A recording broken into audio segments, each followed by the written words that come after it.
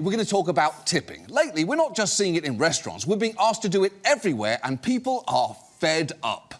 I'm purchasing an office chair online, and they're asking me if I want to leave a tip. The airport in New Jersey just asked me to tip at self-checkout. Tip myself? Why did all the work?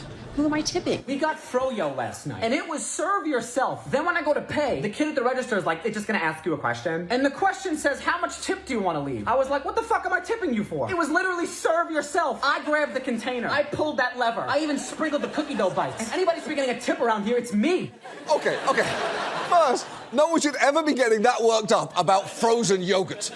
It is ice cream for people who hate themselves. That said, I do agree that you should be able to tip yourself when you do a good job. In fact, I'm going to start something tonight. I'm putting a little bit of money into this jar every time I make a good joke or a salient point. Watch this space. The point is, people are furious at how often they're seeing the tip screen. It is now the least welcome way to encounter an iPad in public outside of guy watching Pornhub on the bus. In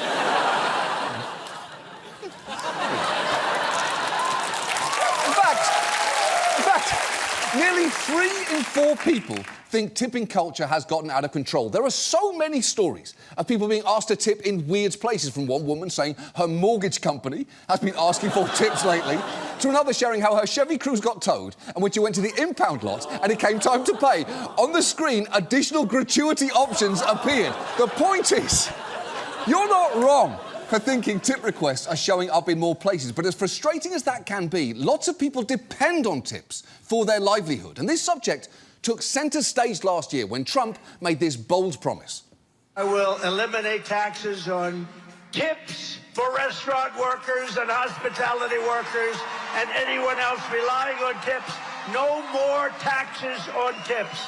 No taxes on tips. None. None. Look, Trump may be the most predictable man who has ever lived, but at least he's out there trying to generate suspense at random points in the middle of otherwise normal sentences. Tips! Once every 3 or 4 minutes, he belts out a random word like he's announcing it as the musical guest on Saturday Night Live.